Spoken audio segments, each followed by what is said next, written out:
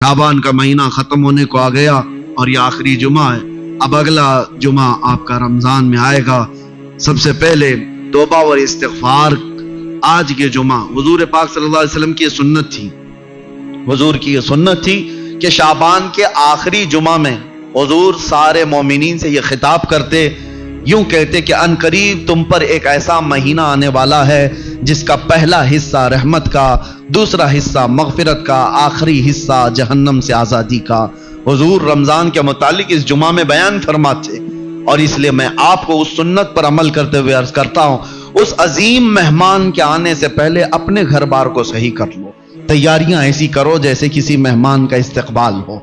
रमजान की तैयारियों में घरों की सफाई सिर्फ कचरे से नहीं, गलाजतों से, गुनाहों से, अय्याशियों से, आवारगियों से, इन तमाम से बच्चों को टाइम टेबल बना दो कि बेटा रमजानुल मुबारका है, तुम्हारे ये गेम खेलने का वक्त नहीं है, तुम्हारे ये टीवी पर बैठने का वक्त नहीं है, ये सीरियल और फिल्मों का वक्त नहीं है, ये सब चीजें बंद करो। बच्चों से कहो कि अल्लाह का महीना आ रहा है, इसलिए कि मेरे आका ने फरमाया कयामत के दिन जिसके खिलाफ रमजान खड़ा हो गया उसे जहन्नम में जाने से कोई बचा नहीं सकेगा। याद रखो आप, जिसके खिलाफ रमजान और कुरान खड़े हो गए, हुजूर फरमाते हैं उसको दोज़ख में जाने से कोई बचा भी नहीं पाएगा, और जिसकी शफाअत के लिए खड़े हो गए तो फिर वो जन्नत में जाकर रहेगा। जिसकी हिमायत में ये दोनों खड़े हो गए, कुरान और रमजान, इसीलिए कुरान और रमजान। रमजान कैसे खिलाफ खड़ा होगा? अल्लाह की बारगाह में मुकद्दमा करेगा कि मौला मैं इसके घर गया था, इसने मेरी बड़ी बेहुरमती की है, मैं इसके घर गया था तेरा मेहमान बनकर, इसने मेरी बहुत तौहीन की है। रमजान के महीने में दिन के वक्त खाने पीने वाले के मुतालिक कहा गया है एक रोजा छोड़ने का अजाब 600 साल तक वो दोज़ख में रहेगा। मुसलमानों को यह ज़ेब नहीं देता रमजान का एहतराम, और खास तौर पर बच्चों की तरबियत के लिए, बच्चों की तरबियत। उलमा से भी मेरी गुजारिश है कि पूरा फुल फोकस करो। हम यहाँ होते थे या जब भी मेरे अल्हम्दुलिल्लाह मेरा मामूल है रमजान में फुल पैकेज, सुबह से लेकर रात तक हम तो मसरूफ ही रहते थे। वजह यह है कि इनको शैतान की वो डाली हुई आदतों की तरफ ना भेजा जाए। एक महीना तो है जो अल्लाह ताला ने शैतान से आजाद करके दिया, उसमें अगर दिल को पाक नहीं किया तो फिर कब पाक करेगा?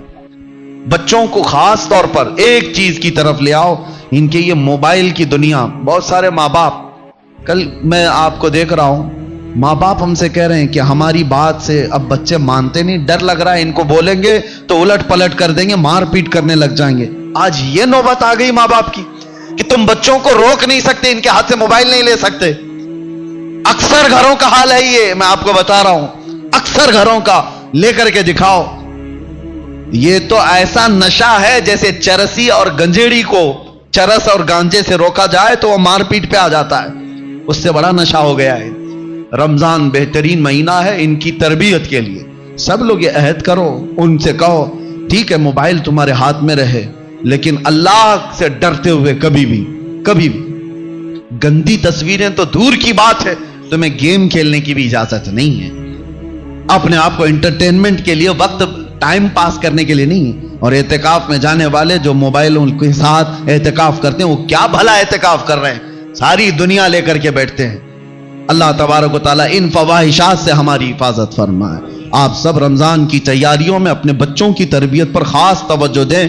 हमें डर लगता है कि कल को ये बच्चों के साथ जो होने वाला है, जो वक्त आने वाला है, बहुत डर लगता है। इसलिए मैं बार बार ताकीद कर रहा हूं कि अल्लाह उनके ईमान की हिफाजत अता करे, उन बच्चों का ईमान सलामत रहे, वरना दुनिया इनके ईमान की डाकू है। अल्लाह ताला हम सब के भी ईमान व अकीदे की हिफाजत फरमाए। अस्सलामु अलैकुम व रहमतुल्लाहि व बरकातुहू।